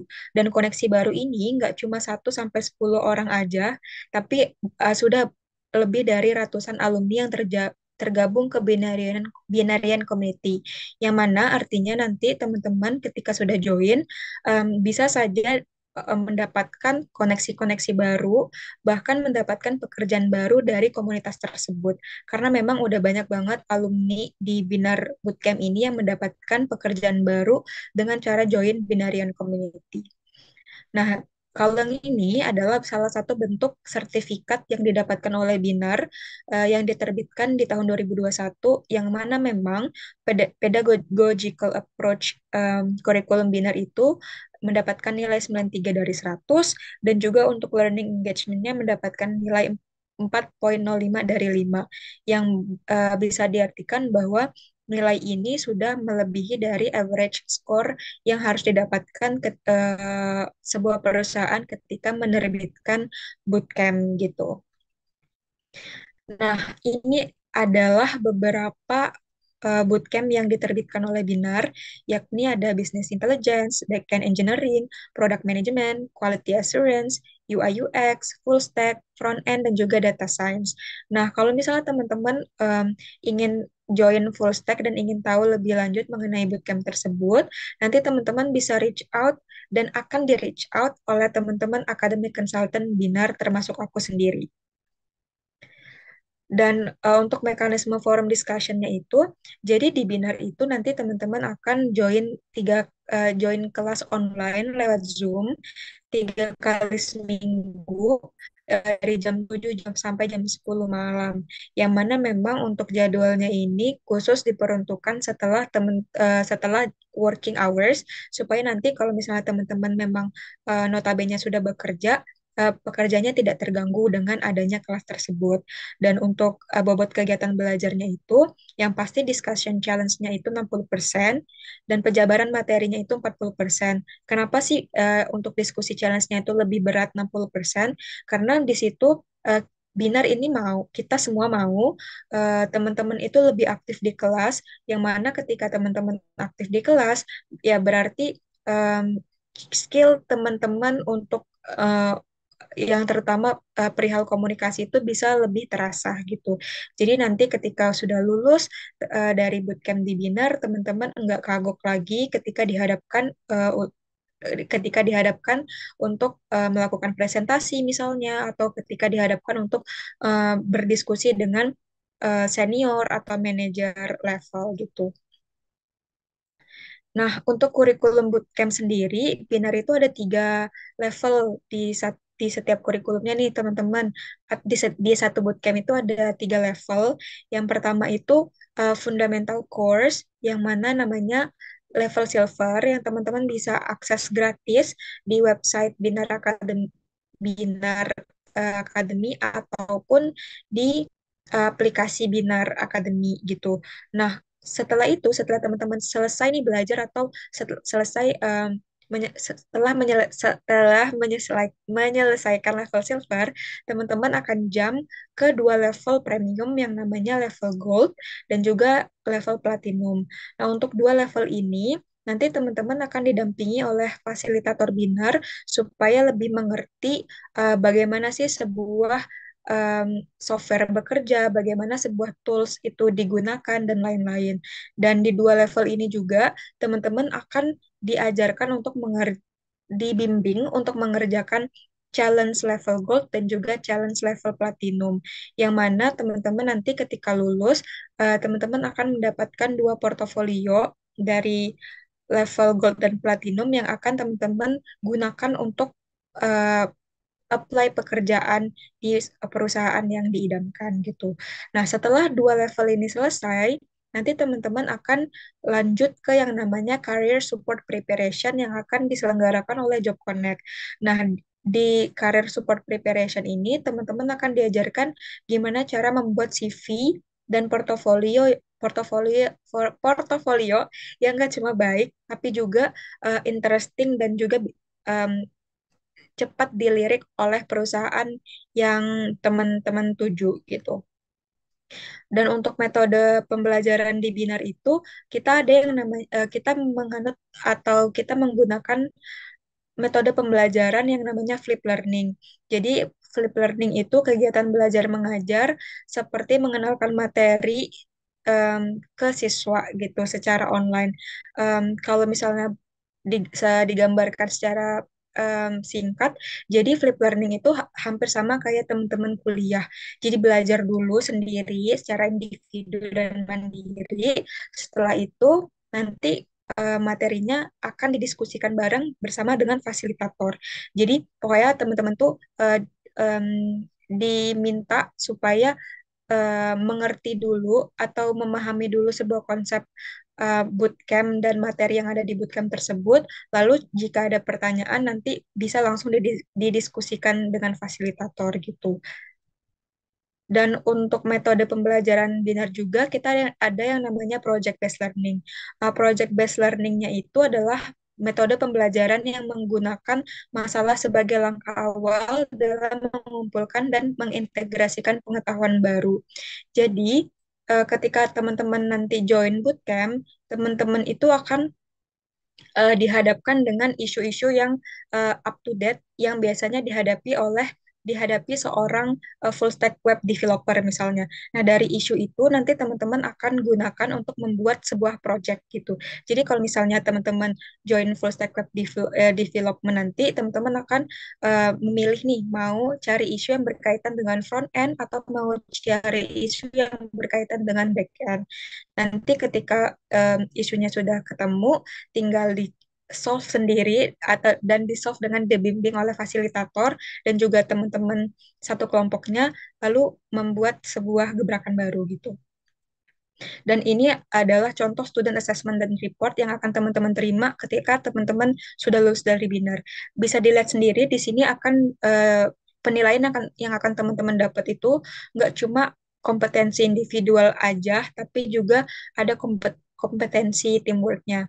Dan di sini teman-teman akan bisa melihat penilaian mengenai kompetensi hard skill teman-teman dan juga kompetensi soft skill baik dari kompetensi individual ataupun teamwork. Nah, dari sini teman-teman bisa nih sekalian mengevaluasi yang mana aja yang perlu ditingkatkan uh, ketika teman-teman sudah bekerja di sebuah perusahaan yang real kayak gitu. Um, untuk dari sisiku udah sampai situ aja. Sekarang aku kembalikan ke Mas Dika untuk menjelaskan program baru yang ada di Binar Academy. Oke, thank you, Des.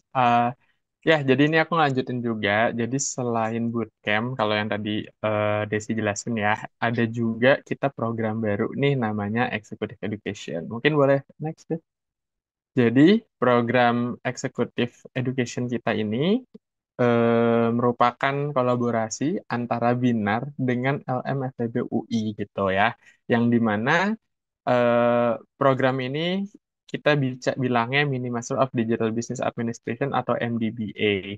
Nah, spesifiknya program ini tuh akan berfokus ke digital leadership dan strategi program for executive. Jadinya kalau teman-teman yang mungkin di tempatnya lagi ada transformasi digital atau mungkin pekerjaan-pekerjaan tech kan banyak ya kayak pengen go digital, pengen digitalisasi, tapi kok somehow kayak koordinasinya kurang smooth nih atau kayak eh, pengelolaannya, resource management itu kurang kurang optimal. Nah, di sini sesi dengan kerjasama dengan LMFEBUI ini harapannya bisa menambah gitu ya kayak skill yang dibutuhkan saat teman-teman nanti bekerja di dunia tech. Lanjut deh. Em, Selanjutnya itu ini cuman dari sisi backgroundnya ya. Jadi belum keganti ya. Udah sih, sorry. Nah, jadi banyak banget orang yang udah pengen bertransformasi digital, tapi kok kayaknya suka ada aja nih problem atau kegagalan yang nggak bisa yang mengakibatkan transformasi digitalnya itu tidak berjalan baik gitu ya. Dan next, Des. Jadi, nah ini beberapa reasonnya gitu kayak dari 2018 tuh banyak banget kejadian-kejadian yang memang membuat transformasi digital itu gagal. Bukan karena tidak ada pelakunya, bukan tidak ada sumber daya manusia yang mengerjakannya, tapi dari sisi yang lebih commonnya ya kayak manage resource, kayak leadership dan lain sebagainya. Dan lanjut, that's why next this mini MDBA ini tadi adalah strategi untuk terutama para leaders juga ya untuk bisa apa ya memperlancar proses transformasi digitalnya dan ini adalah journey-nya nih buat teman-teman. Jadi program ini adalah program 6 minggu hybrid yang dimana 1 minggunya itu sekitar ada 2 sesi dan sesinya itu dilakukan secara online dan offline. Offline-nya itu kita langsung di UI untuk programnya dan diakhiri di akhir sesi kita ada company visit gitu ya. Dan untuk saat ini sementara company visitnya nanti akan ke Epson tapi mungkin bisa berubah gitu. Dan event ini akan berjalan di tanggal 26 Juni. Jadi buat teman-teman yang mau ikut, boleh banget. Dan next, ini sedikit kurikulum detailnya.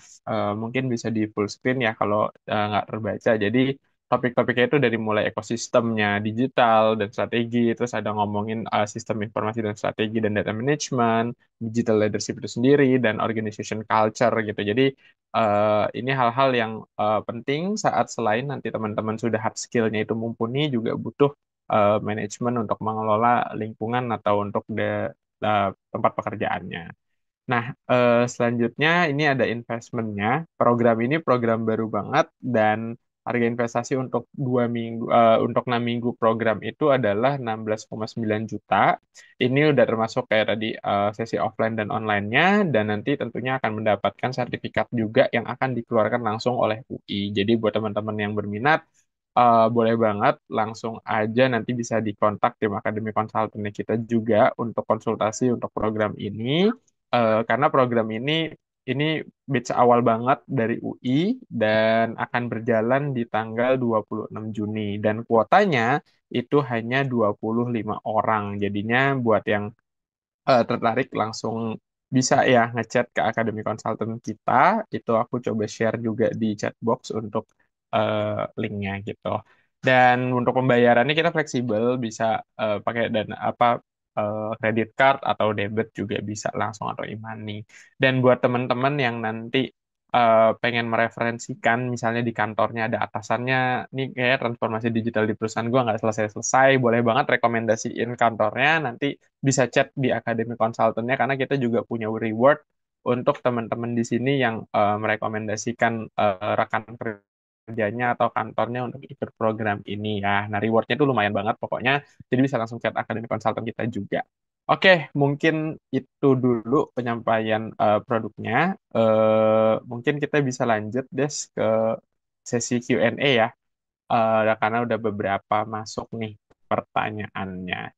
Oke, mungkin kita Oke, siap langsung Mas Dika. mulai aja sesi Q&A-nya. Jadi eh, ini aku coba ambil dari beberapa yang udah masuk. Pertanyaan pertama, ini terkait programnya Binar dan juga tadi ada ini, kalau lulusan SMA itu bisa nggak sih sebenarnya jadi programmer tanpa kuliah IT? Nah ini mungkin Mbak Desi bisa kasih gambaran ya sebenarnya yang ikut program-program Binar tuh apakah semuanya backgroundnya IT atau gimana nih? Oke, untuk pertanyaan itu udah banyak banget ya Mas Dika yang nanyain apakah ketika kamu sudah lulus SMA itu bisa langsung join bootcamp atau enggak? Jawabannya bisa karena memang untuk yang join bootcamp di Binar itu dia bervariasi umurnya mulai dari 17 tahun sampai 40-an tahun dan apakah chance-nya untuk lulus bootcamp itu besar atau tidak meskipun kamu adalah eh, anak yang lulusan yang tamatan SMA atau SMK saja, iya besar banget karena memang untuk kurikulum di Binar itu kurikulumnya dirancang untuk agar beginner friendly. Jadi siapapun yang mau join bootcamp meskipun belum ada background IT sama sekali, bisa banget langsung join aja dan karena nanti memang akan dibimbing langsung oleh fasilitator Binar. Dan apabila nanti ada kesulitan, nanti teman-teman bisa langsung eh, menanyakan menanyakan kesulitan tersebut ke fasilitator Binar atau ke teman-teman yang ada di grup karena memang nanti teman-teman akan join ke grup kelas gitu. Itu sih Mas Dika dan katanya juga bukan katanya sih ini emang udah kenyataan sih. kita ada psychological check-up ya Mas Dika.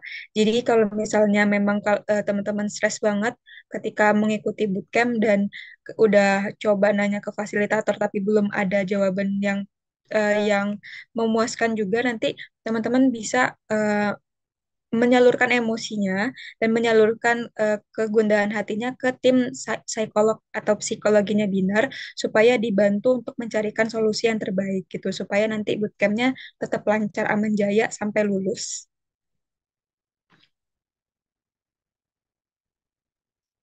Nggak usah khawatir buat teman-teman yang mungkin belum backgroundnya bukan dari IT karena pengalamannya emang banyak banget dan mungkin teman-teman juga bisa mengawali dari membuka materi silvernya kita karena di materi silver itu adalah bayangannya parts dari keseluruhan materi basic materi dari bootcamp kita yang ada gitu ya. Jadi teman-teman bisa baca-baca dulu dan lihat kira-kira bisa nggak sih menyerap materi tersebut misalnya dengan background yang bukan IT. Harusnya sih bisa karena itu ringan banget gitu ya dan banyak perumpamaan juga.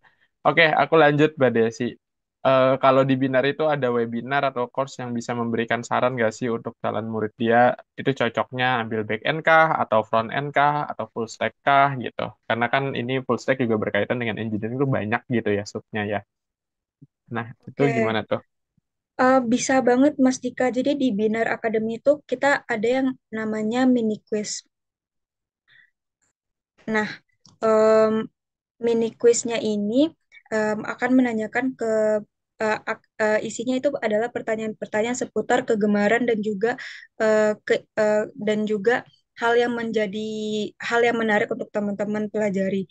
Nah, kalau misalnya teman-teman ngisi ini, biasanya nanti di akhir di final reportnya akan menunjukkan hasil dari minat dan bakatnya teman-teman. Jadi kalau misalnya ternyata minat bakat teman-teman lebih condong ke full stack, nanti teman-teman akan tahu gitu. Cuma kalau misalnya memang ternyata ini belum cukup membantu, nanti teman-teman bisa menghubungi yang namanya em, academic consultant dari Binar supaya dibimbing dan juga dibantu untuk cari tahu kira-kira teman-teman tuh lebih cocok untuk join bootcamp yang mana kayak gitu. Dan kalau misalnya itu masih kurang, konsultasinya itu masih belum memuaskan, nanti teman-teman bisa coba untuk baca level silver masing-masing bootcamp yang kira-kira teman-teman itu tertarik untuk join. Jadi kayak misalnya teman-teman nih bingung mau ikut full stack atau front end. Nah, nanti teman-teman bisa coba baca-baca dulu level silver yang full stack ataupun level silver yang front end. Kalau misalnya teman-teman ternyata lebih tertarik untuk tahu lebih lanjut tentang full stack karena di situ akan bahas front end dan back end, nanti teman-teman bisa daftar bootcamp yang berkaitan dengan full stack gitu. Itu sih Mas Dika. Oke, nah eh oke kita lanjut lagi. Ini ada beberapa pertanyaan baru nih ya. Mungkin aku coba lewat pertanyaan barunya dulu nih Mbak Desi. Untuk pembelajarannya itu teamworknya itu berapa orang ya biasanya? Mungkin maksudnya di bootcamp kali ya. Itu biasanya satu Iya, kelas tuh berapa orang, terus biasanya project-projectnya tuh dibagi berapa kelompok gitu mungkin ya dia nih nanyanya Mbak oke. Desi. Oke, jadi kan di premium kelasnya Binar Bootcamp itu ada gold level dan juga platinum level.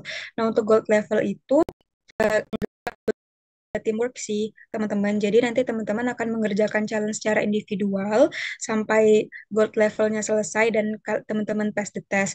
Ketika teman-teman sudah pass the test atau pass di gold challenge, nanti teman-teman akan move ke yang namanya platinum challenge. Nah, untuk platinum challenge-nya itu baru teman-teman akan bekerja dalam satu tim. Nah, untuk jumlah tim dalam satu timnya itu bergantung pada berapa jumlah peserta yang mengikuti bootcamp. Let's say yang mengikuti bootcamp itu ada 25 orang, jadi kemungkinan satu tim itu berisi 3 sampai 5 orang gitu sih teman-teman. Jadi bergantung ke berapa banyak yang mengikuti bootcamp gitu. Cuma biasanya dalam satu kelas itu eh, terdiri dari 20 sampai 25 orang karena memang untuk Binar sendiri kita berusaha semaksimal mungkin untuk membuat kelasnya sangat efektif. Jadi kita biasanya ngelimit satu kelas itu 20 sampai 25 orang aja gitu. teman-teman. Jadi jangan khawatir kalau misalnya teman-teman ngerasa kok kayaknya eh, eh, yang ikut bootcampnya itu banyak banget ya. Nah, kalau misalnya yang ikut bootcampnya banyak banget, biasanya tuh dibagi kelasnya. Jadi Binar itu bisa aja ngebuat satu bootcamp itu terdiri dari dua kelas. Jadi satu kelasnya berisi 20 sampai 25 orang dan satu kelas lainnya juga berisi 20 sampai 25 orang. Oke, thank you Mbak Desi. Kita lanjut lagi nih. Di sini ada yang nanya juga kalau misalnya dari sisi jurusan gitu ya. Ini ada nih kayak apa teknik informatika atau sistem informasi itu seberapa ngaruh sih dengan mungkin seseorang jadi full stack gitu ya, gitu. Baik misalnya mereka ikut bootcamp ataupun mungkin kalau nggak ikut bootcamp juga gimana gitu Mbak Desi. Oke, sebenarnya itu adalah pertanyaan yang lumayan tricky ya teman-teman, karena memang untuk menjadi seorang full stack web developer atau untuk jadi engineer, seorang engineer itu bergantung ke seberapa besar atau seberapa banyak experience kamu. Nah, kalau misalnya kamu beginner dan belum ada experience sama sekali, biasanya tuh cara ngakalinnya adalah dengan memperbanyak portofolio. Jadi mau kamu udah lulusan teknik informatika atau kamu lulusan dari FEB itu dan mau banget jadi engineer itu cara membuat kamu agar terlihat lebih atraktif daripada kandidat yang lain adalah dengan memperbanyak portofolio. Jadi kalau misalnya kamu masih beginner, aku dan teman-teman yang lain tuh biasanya nyaranin untuk coba ngebuat portofolio, dan untuk mendapatkan portofolio itu biasanya dengan cara mengikuti bootcamp, karena kan biasanya ketika teman-teman join bootcamp itu teman-teman akan mendapatkan 1 sampai 2 portofolio. Nah, selain portofolio yang baik, bagus dan atraktif, biasanya teman-teman juga harus didampingi dengan sebuah CV, karena memang di sebuah CV itu akan menjelaskan apa aja eh, skill yang teman-teman punya dan apa aja yang membuat teman-teman itu lebih bagus daripada kandidat yang lain. Selain itu, biasanya eh, cara eh, cara teman-teman itu bisa lebih eh, bisa one step ahead untuk jadi seorang engineer itu dengan cara aktif di beberapa komunitas. Biasanya tuh untuk tim-tim engineer mereka itu aktif di yang namanya komunitas Stack Overflow, di situ atau di komunitas-komunitas lain seperti LinkedIn kayak gitu sih Mas Dika. Oke. Terus kalau kita bicara dari tadi kan ngomong portofolio juga gitu ya, ada dua gitu. Nah itu portofolionya itu gimana sih kalau di full stack lo apakah nanti di bootcamp itu dibimbing juga? Karena kan tadi kan caranya memperbanyak portofolio terus harus di present gitu ya. Emang kalau proses pembuatan portofolio itu kayak gimana sih Mbak Desi? Ininya bisa gambarin nggak ya? Oke, kalau misalnya aku mau gambarin secara singkat, jadi pembuatan portofolio itu akan dimulai ketika teman-teman join level platinum, karena memang untuk level platinum itu teman-teman akan membuat yang namanya project project dengan skala yang lebih besar daripada level di gold kayak gitu. Nah, nanti ketika pembuatan portofolio, teman-teman juga akan dibimbing sama tim Job Connect, karena memang ketika teman-teman join bootcamp, teman-teman akan join yang namanya CDP. CDP itu apa sih? CDP itu adalah Career Development Program, yang mana di sana teman-teman akan dibimbing untuk membuat portofolio dan juga membuat CV yang bisa attract perusahaan-perusahaan. Karena memang kalau misalnya bisa dibilang ketika membuat portofolio itu, portofolio yang teman-teman buat itu harus targeted. Jadi misalnya teman-teman tuh ngincer perusahaan Spotify, misalnya kayak gitu. Otomatis portofolio yang akan lebih dilirik sama perusahaan Spotify adalah portofolio yang berkaitan dengan perusahaan mereka. Kayak gitu sih, Mas Dika. Jadi eh, kalau teman-teman ikut bootcamp, nanti pembuatan portofolionya akan dibimbing oleh tim Job Connect gitu. Oke, terima kasih Mbak Desi. Terus ini ada pertanyaan juga, ini mungkin lebih ke arah journey-nya ya. Nanti tuh sebenarnya bisa nggak sih kalau udah belajar full stack itu pengen fokus ke salah satu baik front end ataupun ke back end gitu. Itu biasanya prakteknya Gimana nih Mbak Desa, apakah dari full stack ke front end back end atau mendingan kayak front end back end dulu yang spesialis baru ke full stack nih biasanya? Oke, kalau teman-teman masih bingung apakah teman-teman lebih cocok untuk jadi front end atau back end, aku saranin teman-teman ikut bootcamp full stack web development. Karena memang untuk bootcamp full stack web development atau FSW itu nanti teman-teman akan diajarkan front end dan back end. Nah, dari situ teman-teman harusnya sudah bisa menyimpulkan apakah teman-teman lebih condong untuk jadi back end atau jadi front end engineer kayak gitu, karena memang ketika teman-teman melewati level gold itu teman-teman akan diberikan materi yang berkaitan dengan full stack yang materi yang berkaitan dengan front end dan juga back end. Biasanya tuh seiring berjalannya waktu eh, skill teman-teman tuh akan lebih condong ke salah satu, tapi tidak menutup kemungkinan skill teman-teman itu balance, karena memang ada beberapa students yang pada akhirnya dia memilih untuk jadi full stack gitu. Gitu sih Mas Tika. Nanti Oke, seiring berjalannya waktu pasti bakal tahu.